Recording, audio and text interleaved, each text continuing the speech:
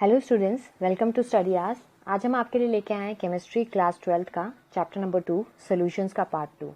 इससे पहले हम लोगों ने पार्ट 1 कर रखा था, जिसके अंदर हम लोगों ने पढ़ रखा था आपका सॉल्यूशंस के बारे में, टाइप्स ऑफ सॉल्यूशंस के बारे में, हेनरीज लॉ के बारे में, हेनरीज लॉ के लिमिटेशंस एंड उसके एप्लीकेशंस के बारे में। आज हम उसी के आगे पढ़ेंगे। अगर आपको हमारा वीडियो पसंद आए तो please like it, share it and subscribe to our channel. तो चलिए देखते हैं कौन कौन सा टॉपिक पढ़ेंगे इस वीडियो के अंदर। तो पहला टॉपिक होगा आपका vapour pressure of liquid solution. Second topic होगा Raoult's law for a volatile and non volatile solute. Third topic होगा Raoult's law as a special case of Henry's law.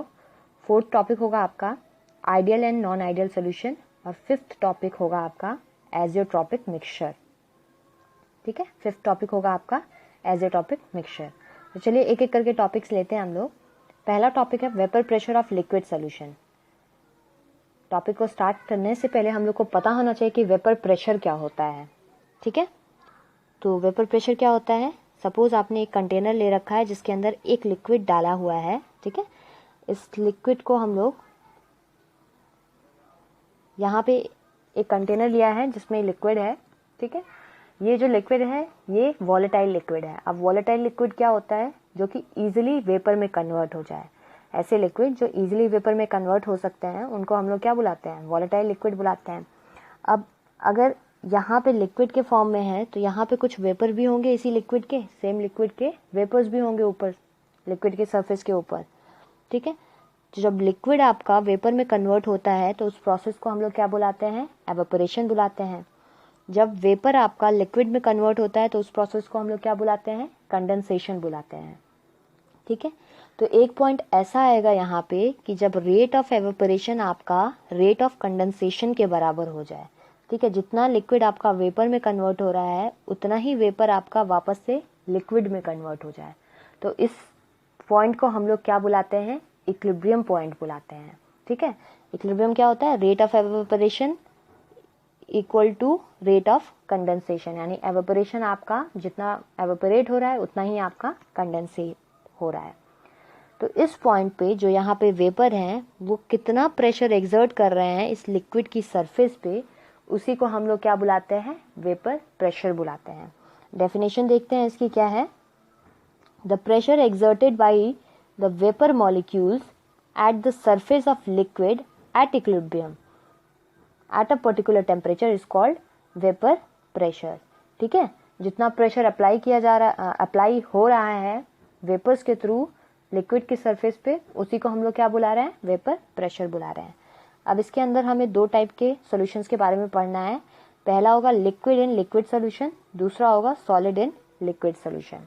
ठीक है, यानी लिक्विड इन लिक्विड सॉल्यूशन यानी आपका solute भी liquid है और सॉल्वेंट भी लिक्विड है। सॉलिड इन लिक्विड सॉल्यूशन यानी आपका सॉल्यूट जो है वो सॉलिड है और सॉल्वेंट जो है वो लिक्विड है। एक एक करके देखते हैं। पहला है आपका vapour pressure of liquid liquid solution. Liquid liquid solution के लिए वेपर प्रेशर पढ़ना है। इसको स्टार्ट करने से पहले एक चीज समझ लें। सपोज एक कंटेनर में हम लोगों ने दो टाइप के वॉलेटाइल लिक्विड ले रखी है, दो टाइप्स की वॉलेटाइल लिक्विड ले रखी है, ए एंड बी। यानी ए भी वॉलेटाइल बोल रखा है, यानी ए भी आपका वेपर के फॉर्म में कन्वर्ट हो सकता है और बी भी आपका वेपर के फॉर्म में कन्वर्ट हो सकता है। तो यहाँ पे आपका ए के भी वेपर्स होंगे और बी के भी वेपर्स होंगे ही। ठीक है, अब क्या है, ए आपका वेपर के फॉर्म में कन्वर्ट हो सकता है, बी भी वेपर के फॉर्म में कन्वर्ट हो सकता है, तो दोनों के वेपर्स ऊपर में आपके प्रेजेंट होंगे। तो इन वेपर के थ्रू जो भी प्रेशर अप्लाई किया जाएगा, सपोज अगर ए के वेपर के थ्रू प्रेशर अप्लाई किया जा रहा है तो उसको हम लोग क्या बुलाते हैं, पार्शियल प्रेशर ऑफ ए बुलाते हैं। और अगर बी के वेपर्स के थ्रू जो प्रेशर अप्लाई किया जा रहा है तो उसको हम लोग क्या बुलाएंगे, पार्शियल प्रेशर ऑफ बी बुलाएंगे। और अगर इन दोनों के पार्शियल प्रेशर को हम लोग ऐड कर दें तो यहाँ पे जो टोटल प्रेशर होगा उसको हम लोग इन दोनों के पार्शियल प्रेशर को ऐड करके बता सकते हैं। ठीक है, तो total pressure of the container will be equals to partial pressure of A plus partial pressure of B. ठीक है, तो ये चीज ध्यान में रखिए। तो रॉल्स लॉ क्या कहता है, for a solution of volatile liquid. ठीक है, for a solution of volatile liquids, यानी दोनों के दोनों क्या हैं, आपके वॉलेटाइल लिक्विड्स हैं।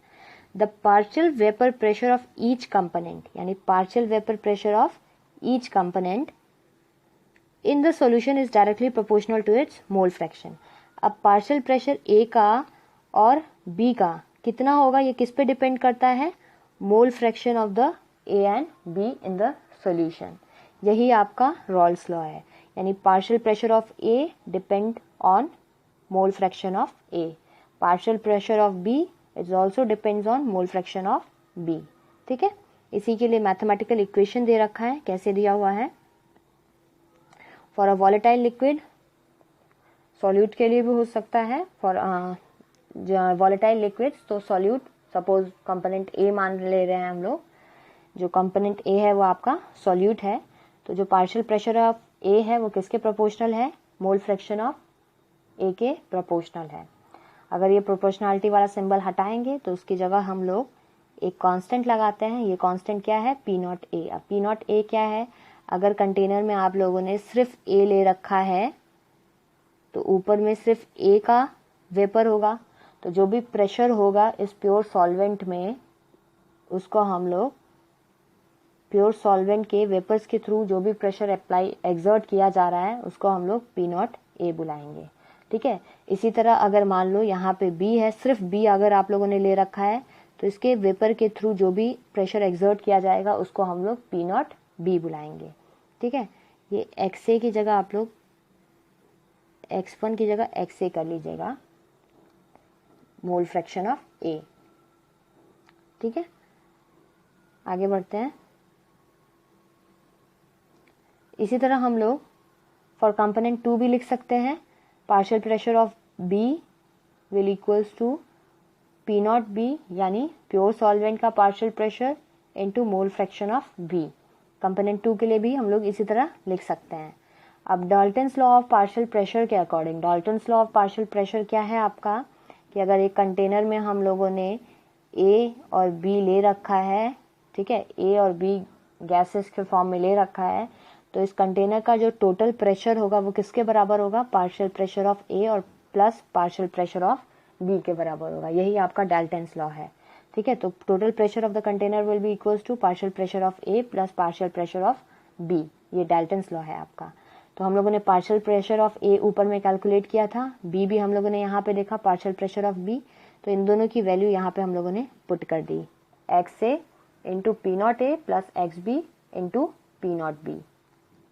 ठीक है, अब एक इक्वेशन हम लोगों ने देख रखा था, partial mole fraction of A plus mole fraction of B equal to 1, unity के बराबर होता है अगर दोनों का मोल फ्रैक्शन हम लोग ऐड कर दे तो।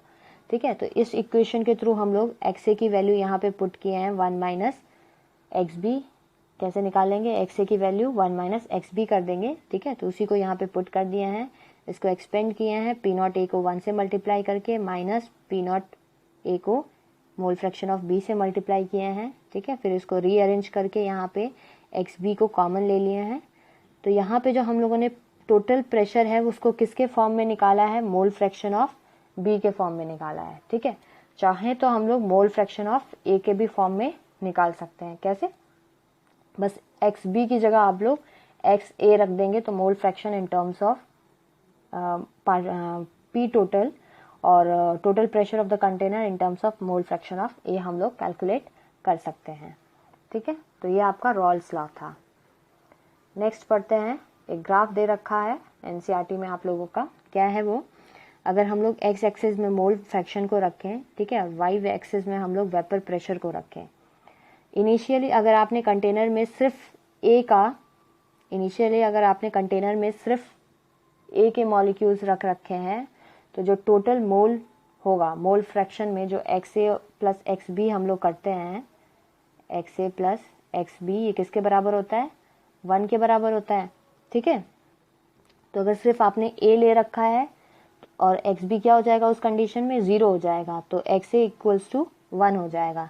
तो ये इनिशियल कंसंट्रेशन है जहाँ पे आपका सिर्फ ए के मॉलिक्यूल्स प्रेजेंट हैं, तो एक तरह से यहाँ पे प्योर सॉल्वेंट वाला वेपर प्रेशर आपको मिलेगा, यानी पी नॉट ए मिलेगा। ठीक है, तो देख रहे हैं जहाँ पे एक्स ए इक्वल्स टू 1 है वहाँ पे आपका जो प्रेशर है वो प्योर सॉल्वेंट ऑफ ए के बराबर है। ठीक है। अब जैसे जैसे हम लोग एक्स एक्सिस के अलोंग मूव कर रहे हैं, एक्स ए का कंसंट्रेशन आपका रिड्यूस टू 0 हो जा रहा है और एक्स बी का कंसंट्रेशन आपके बढ़ के 1 हो जा रहा है, एक्स बी का कंसंट्रेशन आपका बढ़ के 1 हो जा रहा है। ठीक है, तो क्या हो रहा है कि पार्शियल प्रेशर जो प्योर सॉल्वेंट का था वो क्या हो रहा है, कम होता जा रहा है। क्यों? क्योंकि इसका मोल फ्रैक्शन आपका कम होता जा रहा है। ठीक है, और पार्शियल प्रेशर ऑफ बी आपका इंक्रीज होता जा रहा है। क्यों? क्योंकि इसका मोल फ्रैक्शन आपका बढ़ता जा रहा है। ठीक है, और इन दोनों का एडिशन क्या है आपका, पी टोटल है, यानी टोटल प्रेशर है वहाँ का। तो ये आपका ग्राफ एनसीईआरटी में भी दिया हुआ है। नेक्स्ट हम लोग देखते हैं relation between composition of solution and composition of vapour above the solution. Composition यानी कितना आपका मोल फ्रैक्शन है दोनों कंपोनेंट्स का।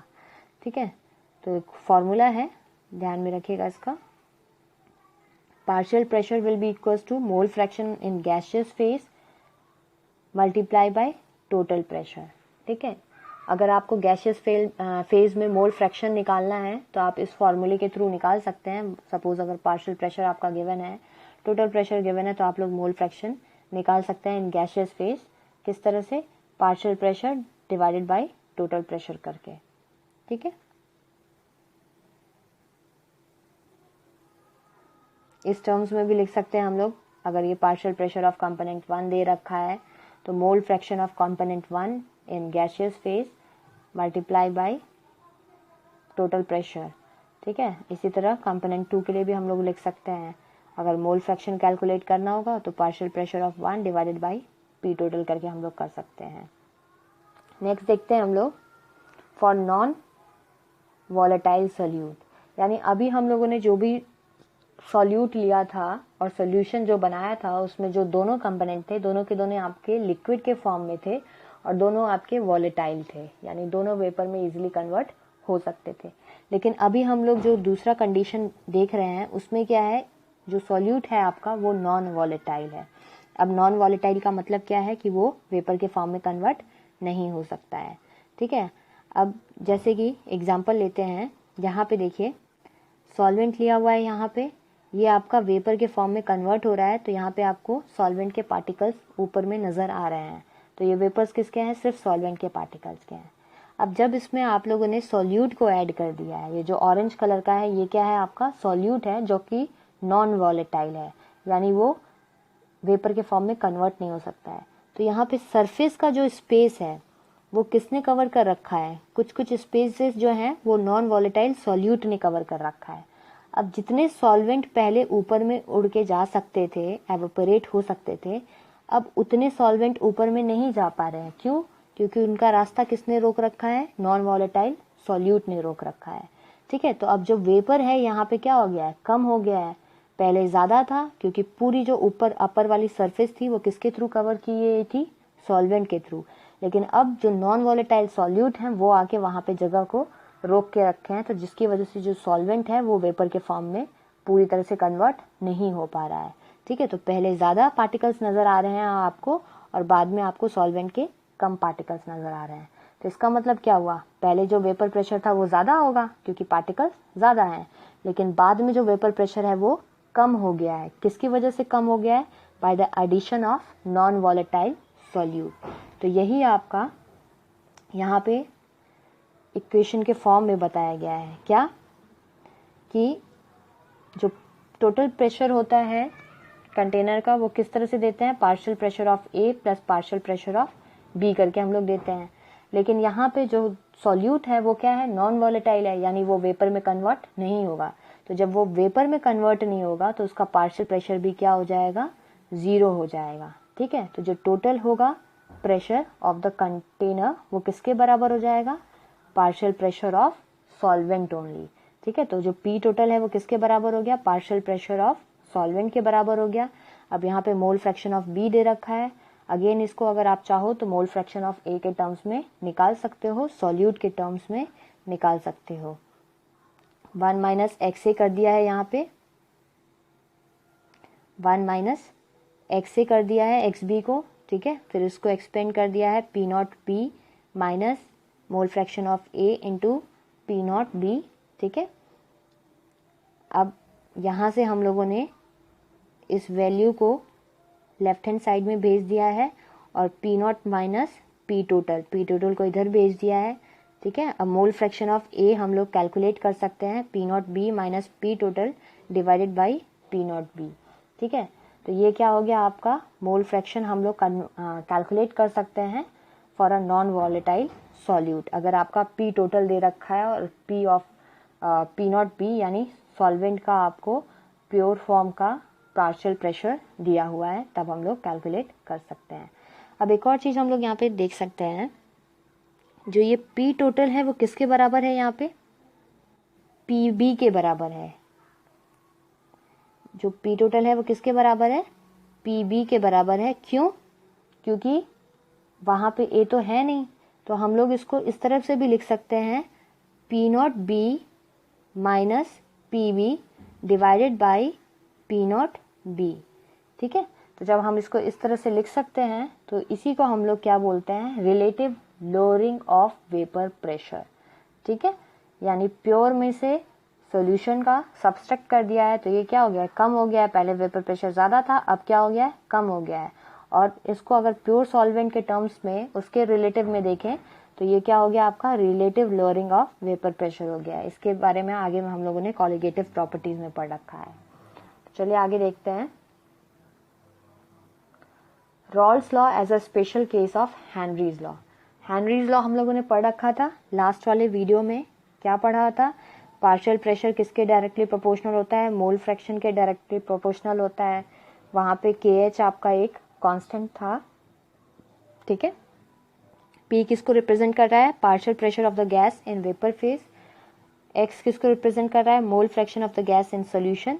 KH क्या है, हेनरीज लॉ कांस्टेंट है, ठीक है। तो ये हेनरीज लॉ था, थोड़ा सा रिवाइज किया हम लोगों ने।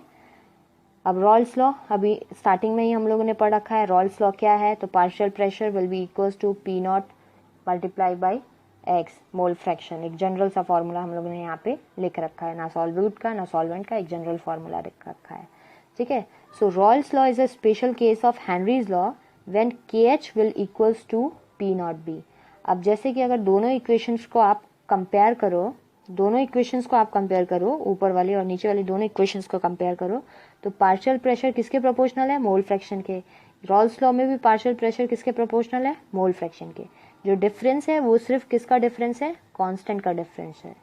जो हेनरीज लॉ है उसमें KH कांस्टेंट दे रखा है और जो रॉल्स लॉ है उसमें पी नॉट कांस्टेंट दे रखा है। तो हेनरीज लॉ आपका रॉल्स लॉ कब बन सकता है, जब KH और पी नॉट की वैल्यू आपकी बराबर होगी। तो यही एक कंडीशन है जब रॉल्स लॉ आपका हेनरीज लॉ बन सकता है, ठीक है। तो it is only possible for ideal mixture. ये सिर्फ आइडियल मिक्सचर के लिए ही पॉसिबल है, ठीक है। और वो भी बहुत रेयर कंडीशन है जो भी है, लेकिन सिर्फ आइडियल मिक्सचर के लिए ही ये पॉसिबल है। तो इस पे क्वेश्चंस भी बनते हैं, छोटे छोटे क्वेश्चंस आते हैं जो बोर्ड एग्जाम में। तो एक क्वेश्चन इस टाइप का भी बन सकता है, in what condition Rawls law is a special case of Henry's law. तो इस कंडीशन में आपको ये एक्सप्लेनेशन देना पड़ेगा, जब KH आपका पी नॉट के बराबर हो तब जाके वो हेनरीज लॉ के रॉल्स लॉ है वो हेनरीज लॉ का स्पेशल केस बनता है। नेक्स्ट देखते हैं ideal and non ideal solution. अब आइडियल सोल्यूशन क्या होता है और नॉन आइडियल सोल्यूशन क्या होता है, ठीक है। तो उसके कुछ रूल्स होते हैं, अगर उन रूल्स को फॉलो करेगा तो उसको हम लोग आइडियल सोल्यूशन बोल देंगे, अगर उन रूल्स को फॉलो नहीं करेगा तो उसको हम लोग नॉन आइडियल सोल्यूशन कह देंगे, ठीक है। तो पहला है आपका follow Rawls law under all condition of temperature and concentration. अगर कोई सोल्यूशन रॉल्स लॉ को फॉलो कर रहा है सारी कंडीशंस में, टेम्परेचर बढ़ा रहे हो घटा रहे हो या फिर कंसंट्रेशन कम कर रहे हो ज़्यादा कर रहे हो, हर कंडीशन में अगर रॉल्स लॉ को फॉलो कर रहा है तब उसको हम लोग आइडियल सोल्यूशन बुलाते हैं। आइडियल यानी जो चीज़ अचीव ना हो पाए एक तरह से, ओके। डेल्टा V मिक्स आपका 0 के बराबर होना चाहिए, मतलब वॉल्यूम अगर आप लोग A+B कर रहे हो तो वॉल्यूम आपका जो चेंज है वहाँ पे बिल्कुल भी नहीं होना चाहिए। तो डेल्टा मिक्स आपका 0 के बराबर होना चाहिए। डेल्टा H मिक्स आपका जो एंथैल्पी चेंज है वो भी आपका 0 होना चाहिए, ठीक है। यहाँ पे यानी वहाँ पे ना तो आपका हीट एनर्जी रिलीज होना चाहिए या ना ही एब्जॉर्ब होना चाहिए। तो ये 3 कंडीशंस है, अगर कोई सोल्यूशन कोई मिक्सचर इन 3 कंडीशंस को फॉलो करता है only then it can be consider as an ideal solution. Examples हैं, एग्जाम्पल्स इंपॉर्टेंट है क्योंकि एग्जाम्पल्स के टर्म्स में पूछा जा सकता है।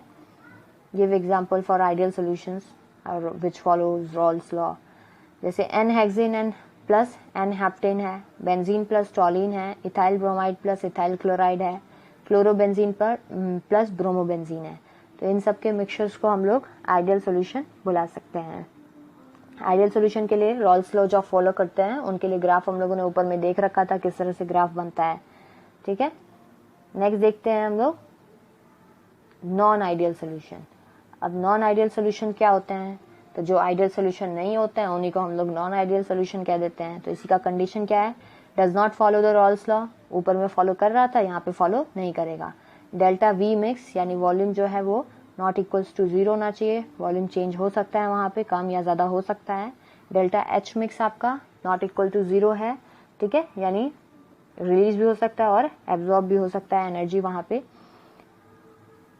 अब इसमें नॉन आइडियल सोल्यूशन में दो टाइप के होते हैं। पहला होता है non ideal solution showing positive deviation.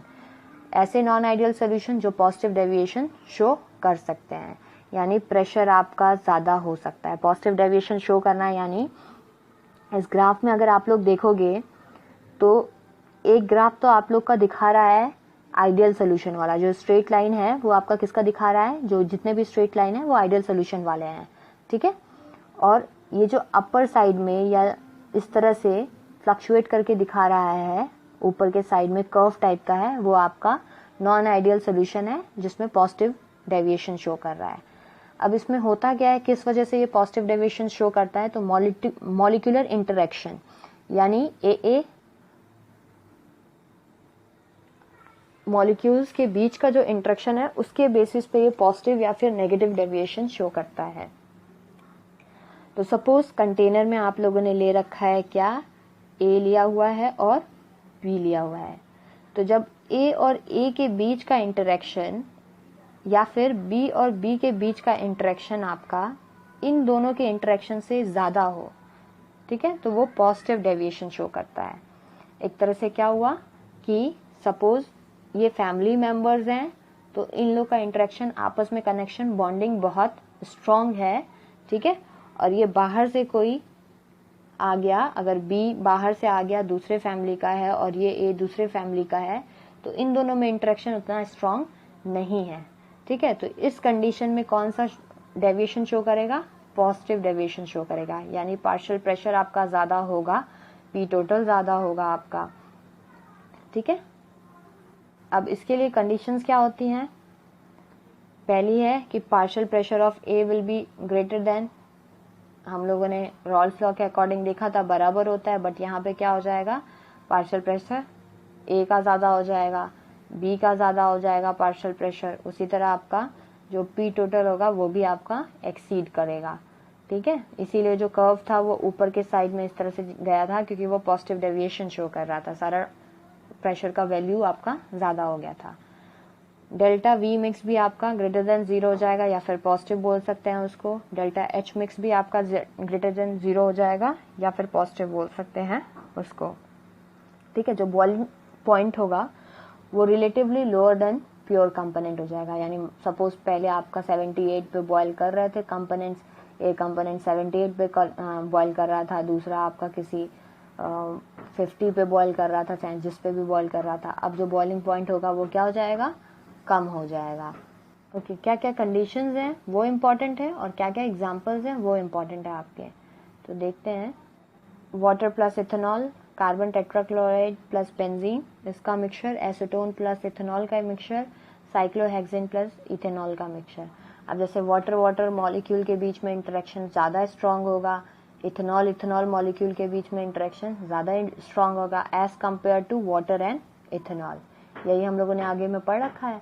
तो इसी की वजह से इसका जो बॉइलिंग पॉइंट होगा वो कम हो जाएगा। अभी बॉइलिंग पॉइंट वाला हम लोग देखेंगे। ठीक है, बॉइलिंग पॉइंट आपका कम हो जाएगा और पॉजिटिव डेविएशन शो करेगा। नेक्स्ट देखते हैं non ideal solution showing negative deviation. यहाँ पे आप लोग लिख लीजिएगा non ideal solution showing negative deviation, यानी ऐसे नॉन आइडियल सोल्यूशन जो कि नेगेटिव डेविएशन शो करते हैं। तो उसमें अब कंडीशन क्या होती है? जो मॉलिक्यूलर इंटरेक्शन होता है ए बी का, ठीक है, यानी कंटेनर में आपने ए डाला और बी डाला, तो अब ये जो अड़ोसी पड़ोसी हैं इन दोनों में बहुत ज़्यादा अच्छा इंटरेक्शन हो गया, अच्छा ज़्यादा लगा हो गया। वो ज़्यादा होता है किससे? ए का ए से और बी का बी से। ए का ए और बी का बी से ज़्यादा इंटरेक्शन किस में हो गया? ए और बी में हो गया, ठीक है।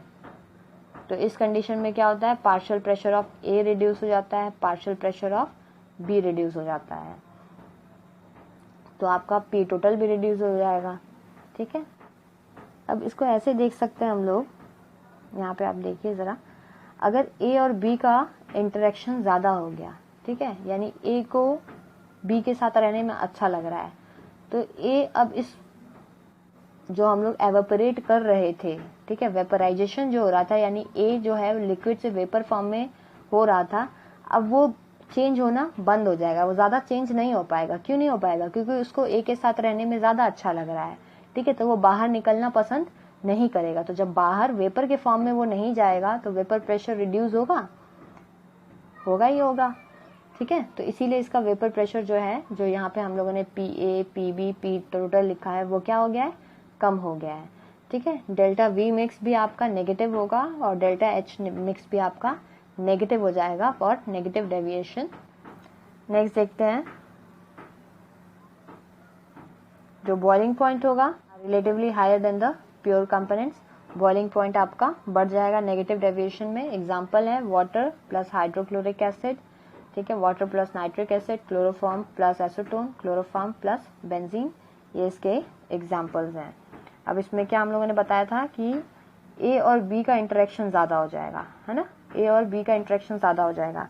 तो किस वजह से ज़्यादा हो सकता है? तो इस कंडीशन में देखिए कार्बन टेट्राक्लोराइड प्लस आपका एसीटोन दे रखा है, तो यहाँ पे हाइड्रोजन बॉन्डिंग हो गई है, तो इस वजह से अब कार्बन टेट्राक्लोराइड और दूसरे मॉलिक्यूल ऑफ कार्बन टेट्राक्लोराइड, इन दोनों के बीच में तो एक मॉलिक्यूलर इंटरेक्शन ही रह पाएगा, ठीक है, बट इन दोनों मॉलिक्यूल के बीच में एक नया इंटरेक्शन आ गया है, दैट इज हाइड्रोजन बॉन्डिंग। तो इसीलिए ए और बी के बीच में इंटरेक्शन ज्यादा हो गया है।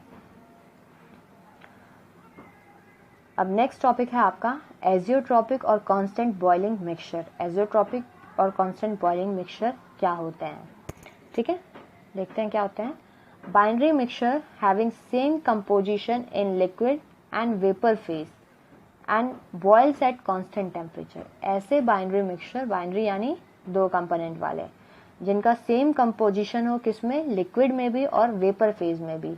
यानी अगर यहाँ पे 3:1 है तो यहाँ पे भी वो 3:1 हो, यही सेम कंपोजिशन हुआ ना in liquid and vapour phase and boils at constant temperature. और जब बॉयल उसको करें हम तो वो एक कांस्टेंट टेम्परेचर पे बॉयल हो, तो उसी को हम लोग क्या बुलाते हैं? एजियोट्रॉपिक या कांस्टेंट बॉइलिंग मिक्सचर बुलाते हैं। अब जब एक कांस्टेंट टेम्परेचर पे बॉयल होगा तो उसको सेपरेट करना पॉसिबल नहीं होगा, not possible to separate the components by fractional distillation, ठीक है, फ्रैक्शनल डिस्टिलेशन के थ्रू उसको हम लोग सेपरेट नहीं कर सकते हैं। अब एजियोट्रॉपिक मिक्सचर भी दो टाइप्स के होते हैं, पहला होता है मिनिमम बॉइलिंग एजियोट्रॉप मिक्सचर और दूसरा होता है maximum boiling azeotrope mixture. Minimum boiling की कंडीशन क्या होती है? Non ideal solution shows positive deviation. जो पॉजिटिव डेविएशन शो करते हैं रॉयल्स लॉ से, उनको हम लोग मिनिमम बॉइलिंग एजियोट्रॉप मिक्सचर बुलाते हैं। जो पॉजिटिव डेविएशन शो कर रहे थे उनका बॉइलिंग पॉइंट क्या था? कम था ना, तो इसीलिए minimum. Boils at temperature lower than the boiling point of both components, ये ऊपर में पढ़ रखा था, एग्जांपल में दे रखा है। Ethanol and water mixture act as a azeotrope at 95% volume of ethanol. जब इथेनॉल का वॉल्यूम 95% हो जाएगा, ठीक है, उस कंडीशन में जो इथेनॉल और वाटर का मिक्सचर है वो किसकी तरह बिहेव करेगा? एजियोट्रॉप्स की तरह बिहेव करेगा। दूसरा है आपका मैक्सिमम बॉइलिंग एजियोट्रॉप मिक्सचर, यानी मैक्सिमम यानी अब बॉइलिंग पॉइंट इंक्रीज हो रहा है, तो बॉइलिंग पॉइंट किसके लिए इंक्रीज हो रहा था? जो नेगेटिव डेविएशन शो कर रहा था उनके लिए बॉइलिंग पॉइंट इंक्रीज हो रहा था। So non ideal solution shows negative deviation from Rawls law, ठीक है, जो ऐसे नॉन आइडियल सोल्यूशन जो नेगेटिव डेविएशन शो करते हैं रॉल्स लॉ से, तो उसको हम लोग मैक्सिमम बॉइलिंग एजियोट्रॉप मिक्सचर बुलाते हैं। Boils at temperature higher than the boiling point of both components. अब इसका जो बॉइलिंग पॉइंट होता है दोनों कंपोनेंट का, उससे ज़्यादा टेम्परेचर पे ये बॉयल करता है। एग्जाम्पल में दे रखा है mixture of HCl and water. Example of mixture of HCl and water is the example of maximum boiling point component। तो ये हम लोग का लास्ट टॉपिक था। अगर आपको हमारा वीडियो पसंद आए तो प्लीज़ लाइक कीजिएगा, शेयर कीजिएगा और कमेंट बॉक्स में आप लोग कमेंट भी कर सकते हैं। Thank you so much.